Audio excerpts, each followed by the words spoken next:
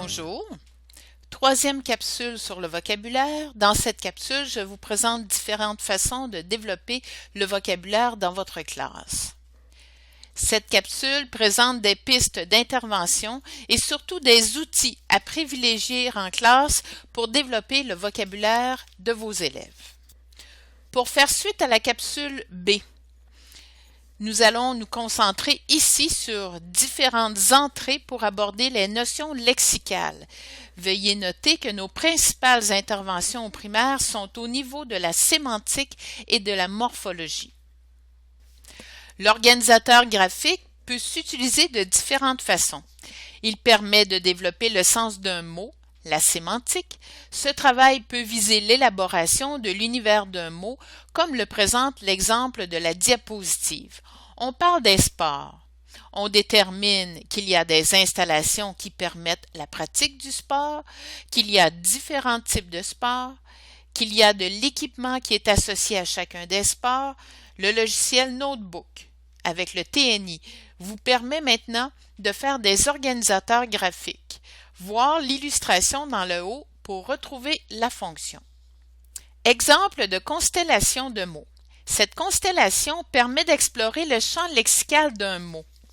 Dans ce type d'organisateur graphique, on liste par catégorie tous les aspects auxquels on pense autour d'un mot. Je vous suggère de consulter l'onglet Champ lexical du logiciel Antidote, comme l'exemple sur le côté droit. Cet outil saura vous inspirer différentes catégories pour chacun des mots. Ce type d'organisateur peut vous accompagner dans votre modélisation lors de votre enseignement explicite.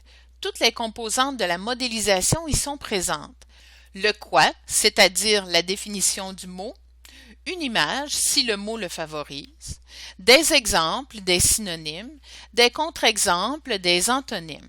Également, distribué aux élèves placés en équipe, cet organisateur permet aux élèves de construire le sens d'un mot à partir de leurs connaissances antérieures et de quelques informations qu'ils vont retrouver dans leurs outils habituels.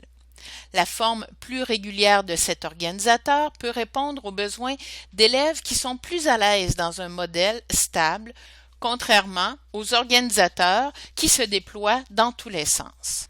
Un schéma de définition. Le modèle présenté ici s'utilise très bien pour définir un concept mathématique, puisqu'il est possible d'illustrer un exemple et un contre-exemple. Alors, vous voyez un exemple en mathématiques. En premier, on définit le concept de périmètre. En deuxième, on énumère des caractéristiques de ce concept. En troisième, on donne un exemple de périmètre. Et en quatrième, on donne un contre-exemple. Un autre type de schéma de définition, celui-ci permet de nommer des exemples ainsi que des caractéristiques. Il peut être utile pour définir des termes génériques tels que maladie, aliment, bâtiment, moyen de transport, outils et autres. L'échelle de précision est un outil qui permet de nuancer. Par exemple, lorsque vous voulez différencier l'intensité de noms communs, de verbes, d'adjectifs, de synonymes, cet outil est un repère pour les élèves. Par exemple, pour aider les élèves à choisir le bon synonyme pour remplacer l'adjectif beau, on pourrait disposer des mots suivants: bien, joli, superbe, éblouissant.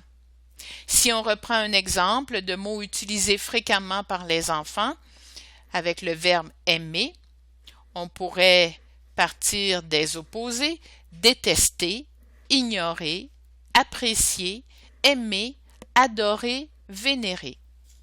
Antidote et le dictionnaire Usito sont des outils formidables pour travailler la polysémie.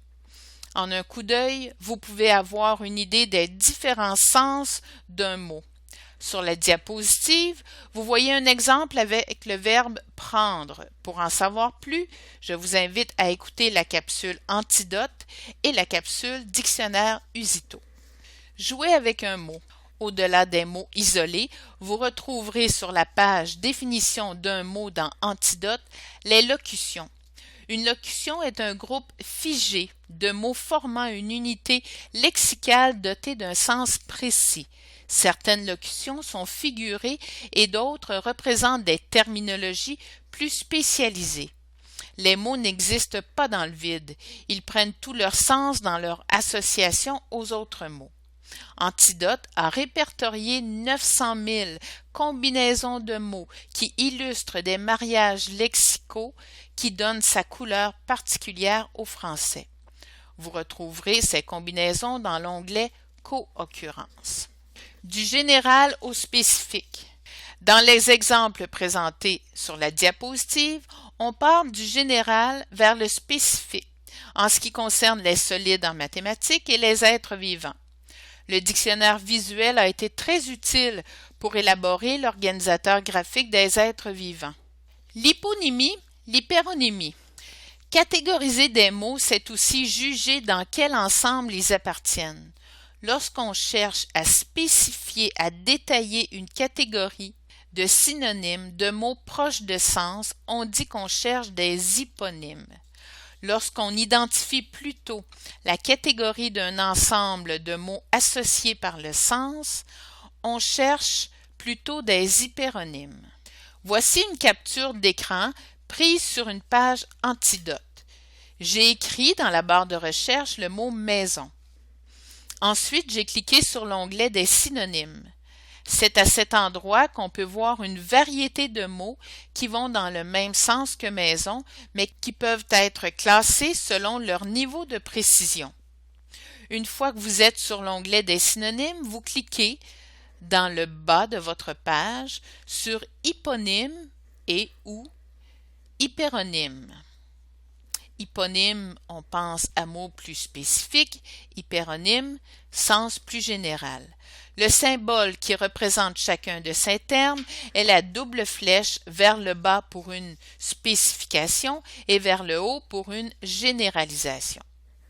La dérivation. Il est essentiel d'enseigner les principaux affixes, préfixes et suffixes pour permettre aux élèves de faire des liens entre les mots. Vous pourriez présenter une liste de mots aux élèves auxquels on peut ajouter à la fois les préfixes « re » et « de » et leur demander quel est l'impact du préfixe sur le sens des mots. Par exemple, refaire, défaire, resservir, desservir, recouper, découper, remonter, démonter, retourner, détourner. Voici un exemple de liste de mots avec les préfixes bi et anti. Tous ces mots ne seront pas utiles en classe. Vous allez faire un choix de 4 à 10 mots qui vont vous aider à construire le sens des différents préfixes avec vos élèves. Conclusion. On se rappellera ici que cette capsule vise le développement du vocabulaire en lien avec la lecture. Le but du travail sur la sémantique et la morphologie des mots est de développer le bagage des élèves en lien avec les différents sens qu'un mot peut avoir afin de leur donner accès à la compréhension en lecture. Au revoir.